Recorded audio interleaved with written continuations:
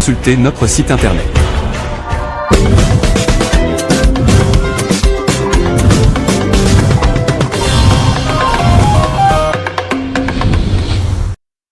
Cox Coco, il est là avec nous pour parler des Kwango. Pour parler des Kwango, bienvenue. Merci, bonjour pasteur. Est-ce que tous les Kwangolais sont sereins pendant cette période? Sérieux, ça veut dire quoi? Nous sont calmes. Ils sont très calmes, c'est déjà un peuple très calme. Tranquilles. Très tranquille, mais pourquoi pas? Et pourquoi les Mobondo? Ben, vous savez, vous pouvez hériter quelque chose par votre propre volonté, ou soit par procuration. À ce que je sache, mon peuple Yaka, c'est un peuple très pacifique, hospitalier. Une seule fois, il a mené la guerre quand il devait conquérir ses terres. Ben, aujourd'hui, nous apprenons qu'il y a les Mobondo qui ravagent mon terroir. Qu'est-ce que vous voulez que l'on dise? Mais moi, étant 100% congolais, digne fils de terroir et notable, je sais que mon peuple, c'est connu de tout le monde, c'est un peuple de paix et très hospitalier. Allez-y comprendre la suite.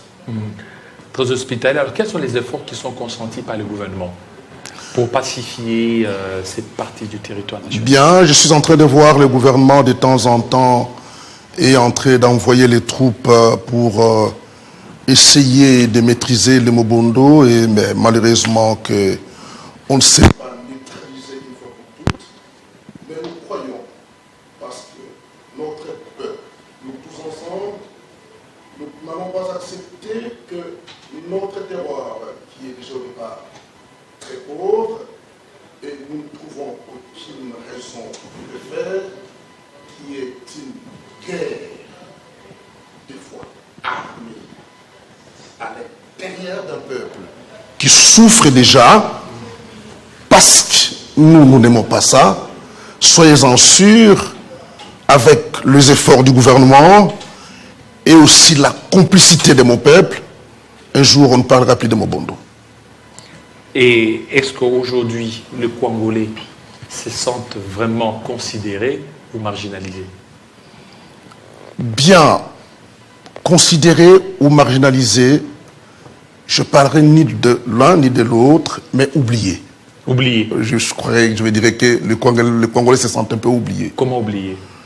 Moi, personnellement, étant... Est-ce que vous n'avez pas des vrais lobbies au niveau des institutions pour faire valoir le droit des Congolais? Je sais qu'il y a une année et demie, la deuxième personnalité de la nation est un Congolais fait ses terroirs, mon frère.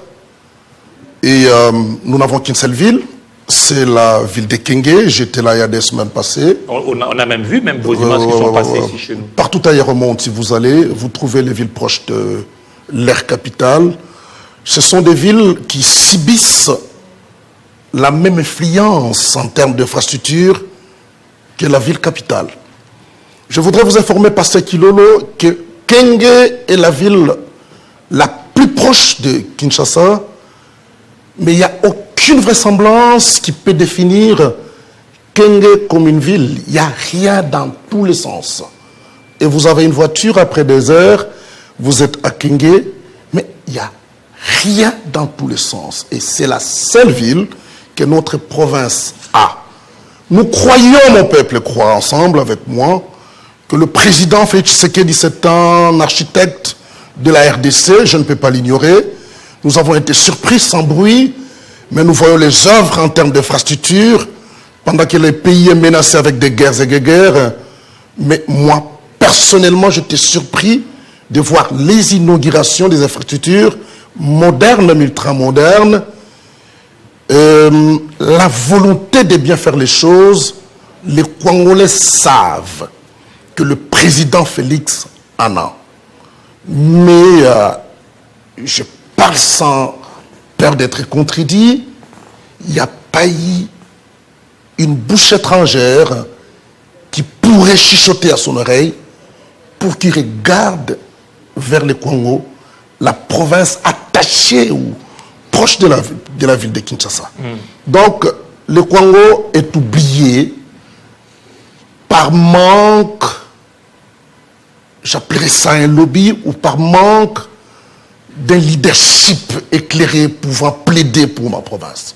Ça, je dois le dire dans ce sens. Voilà. Alors, un leadership, qu'est-ce que vous faites pour imprimer ce leadership? Bien, je ne viens pas déclarer ici un leadership pour que je sois un leader du Congo, loin de moi cette pensée-là. Vous le savez, vous êtes un ami. Moi, je fais toute ma vie dans le Grand Katanga où j'ai fait ma politique. Et puis, les Katanga m'a accepté, m'a adopté. J'ai tout appris de la vie au Katanga. Mais quand j'ai retourné les regards vers ma province d'origine, le Congo, j'ai entendu les bruits des guerres et des guerres inutiles. Et je devais rapidement m'enquérir de la situation. Et je trouvais que c'était vrai. Il y a une dissension impossible. Il y a des divisions entre leaders qui ne disent pas son nom. Entre les Congolais. Entre Congolais des leaders. Malheureusement, qu'ils ne se battent pas pour des causes nobles, je dirais. Alors que c'est une province pauvre. Très pauvre. Alors pourquoi tout ils se battent juste pour un peu de populisme, pour attirer la sympathie de ces peuples qui se meurent, pour avoir un groupe de gens comme des chantres, chantant pour sa médiocrité, et puis l'autre viendra peut-être, il a une bonne idée, et quand il vient, il propose faire le contraire, ça crée des fissures. Et ça, quand ça crée des fissures, ça plonge la province dans une distraction totale. Ça m'a tiqué. J'ai vu au Katanga, monsieur Congolais, c'est ça mon identité. Je me suis dit, je vais m'amener dans une dynamique de fredonner une mélopée de paix et d'unité du Congo qui est mon terroir. C'est ça que j'ai fait. Il y a des semaines passées, j'étais à Kenge où j'ai entonné cette mélopée de paix au milieu de mon peuple pour éveiller ma population, disant, plus nous sommes divisés, plus on est faible. Plus il y a des guerres, plus il y a des distractions et on recule. Donc ça profite à personne. Donc, allant de cette dynamique avec ma petite équipe, nous avons fredonné ces cantiques à Kenge. Je suis à Kin dans une série de consultations des notables de ma province. J'ai rencontré 70% des notables et aguerris de ma province pour parler avec eux. Et qu'un jour, dans un avenir plus proche, que nous puissions nous retrouver autour d'une même table, parlant un même langage et fixant notre regard, nous tous, vers le développement effectif de notre très chère province. Alors c'est pour quand? Bien, je ne sais pas. Parce que j'ai suivi le reportage. Pour vous, vous voulez que ce soit dans un grand stade, ici à Kinshasa? Bien ici, parce que nous avons appelé... Qui va répondre à votre invitation? Parce que déjà, il y a la guerre des égos. Non, parce que moi,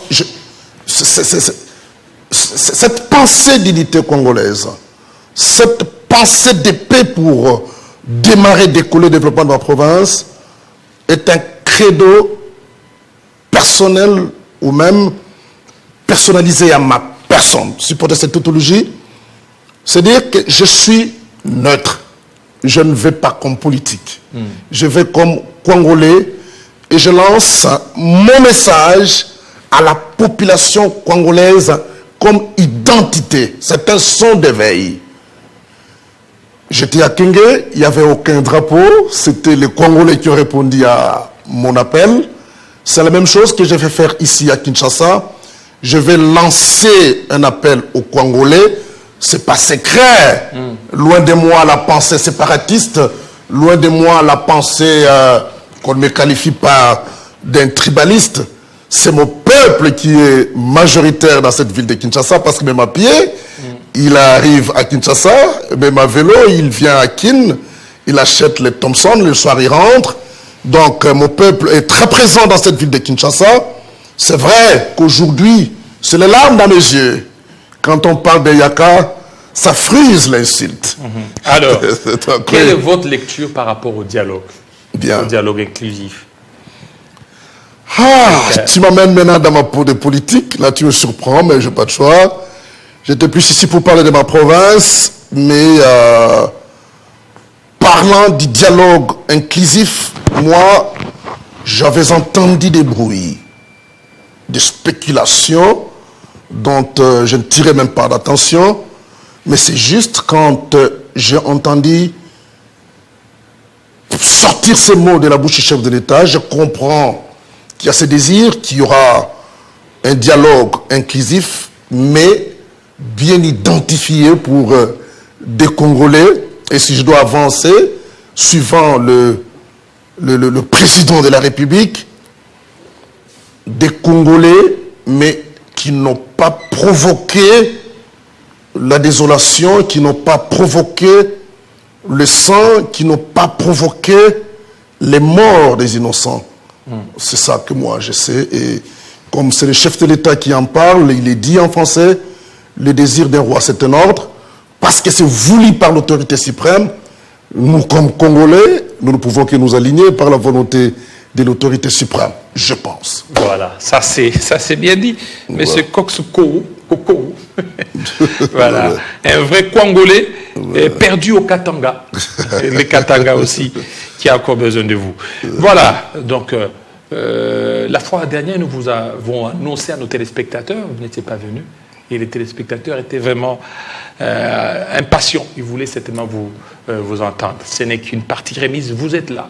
Vous avez quand même honoré ceux qui vous ont attendu l'autre fois. Alors, Boba Mbongo, on va parler avec vous la culture tout de suite.